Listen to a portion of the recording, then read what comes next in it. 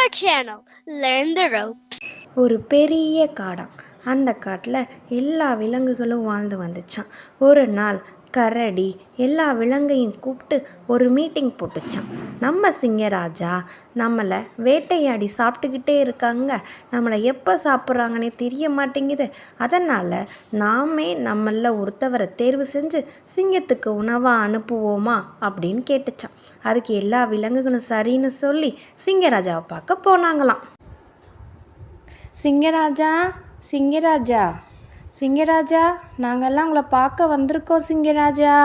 சிங்கம் வெளியில் வந்து, என்ன விஷயம், எல்லாரும் ஒன்று சேர்ந்து வந்திருக்கீங்க? காட்டில் எதுவும் பிரச்சனை இருக்கா? ஏதாவது பிரச்சனை இருந்தால் சொல்லுங்கள். வணக்கம் சிங்கராஜா, ஒரு கோரிக்கை. எங்களை வேட்டையாடி நீங்கள் சாப்பிட்றதுக்கு பதிலாக நாங்களே ஒன்று சேர்ந்து எங்களில் ஒருத்தரை ஒரு உணவாக உங்களுக்கு தினமும் அனுப்பி வைக்கிறோம் சிங்கராஜா.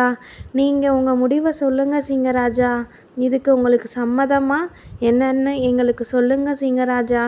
தினமும் உங்களுக்கு நாங்கள் ஒரு உணவை அனுப்பி வைப்போம் சிங்கராஜா அப்படின்னு கரடி சொல்லிச்சான். இதுவும் நல்ல ஒரு யோசனையாக தான் இருக்கே. நமக்கும் வயசாகிட்டு போகுது, நம்ம போய் வேட்டையாடி சாப்பிட்றதுக்கு பதிலாக நம்மளை தேடி டெய்லி உணவு வந்துடுதே. இதுக்கு நம்ம சம்மதம்னு சொல்லுவோம். சரின்னு சிங்கம் எல்லா மிருகத்திட்டையும் சம்மதம் அப்படின்னு சொல்லிச்சான். முதல் நாள் மான் போச்சான். மானை சிங்கம் சாப்பிட்டு அன்னைக்கு ஃபுல்லாக வேட்டையாட வெளியிலே போகலையாம். கரடி முயலை பார்த்து சொல்லிச்சான், முயலே நாளைக்கு நீ தான் போகணும் முயலே அப்படின்னு சொல்லிச்சான். அதுக்கு அந்த முயல் ரொம்ப பயந்துச்சான். நான் எப்படி போகிறது, எனக்கு ரொம்ப பயமாக இருக்கே அப்படின்னு சொல்லிச்சான். சரி, ஏதாவது யோசனை பண்ணுவோம் அப்படின்னு போச்சான் முயல். வழியில் ஃபுல்லாக யோசிச்சுக்கிட்டே போச்சான், என்ன சொல்லுவோன்னு. என்ன நேரம் ஆகிட்டுருக்கு, இன்னும் யாரையும் காணோம், நமக்கு வேறு பசி எடுத்துகிட்ருக்கே.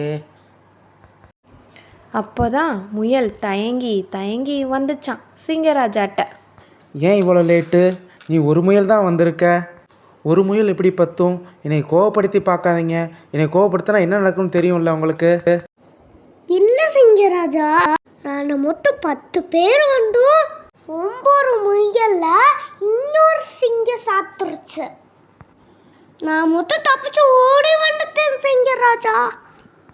என்னது, என் காட்டில் இன்னொரு சிங்கமா? அதுக்கு வாய்ப்பே இல்லையே. என்கிட்ட சொல்லு, நான் வந்து பார்க்குறேன் அது எங்கே இருக்குது என்னன்னு அப்படின்னு சிங்கம் சொல்லிச்சான். அந்த சிங்கராஜா என்னோட சிங்கராஜா, அந்த சிங்கம் ஒன்றலோட பெருசாக இருந்துச்சு. பார்த்துருக்கே பயமாக இருந்துச்சு சிங்கராஜா. பெருசாக பயங்கரமாவா? அது என்ன விடவா?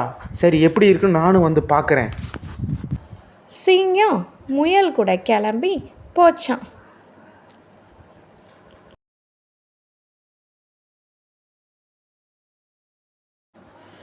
ஒரு கிணத்துக்கிட்ட வந்தோடனே முயல் சொல்லிச்சான், சிங்கராஜா இது சொல்லுறா அந்த சிங்கம் இருக்கு. எங்கே தள்ளு, நான் பார்க்குறேன் அந்த சிங்கத்தை. அந்த சிங்கம் கிணத்துக்குள்ளே எட்டி பார்த்துச்சான். தான் பிம்மத்தையே பார்த்த சிங்கம் அது இன்னொரு சிங்கம் நினச்சி அதுக்குள்ளே குதிச்சு உயிரை விட்டுருச்சான். இதை பார்த்த மற்ற விலங்குகள்லாம் முயலை தூக்கி கொண்டாடி ரொம்ப சந்தோஷமாக இருந்தாங்களாம். அதுலேருந்து எல்லா விலங்குகளும் ரொம்ப ஜாலியாக இருந்தாங்களாம். எந்த ஒரு ப்ராப்ளம் வந்தாலும் நம்ம யோசித்து செயல்படணும். இந்த மாதிரி ஸ்டோரி கேட்கணுன்னா நம்ம சேனலை சப்ஸ்கிரைப் பண்ணிக்கோங்க.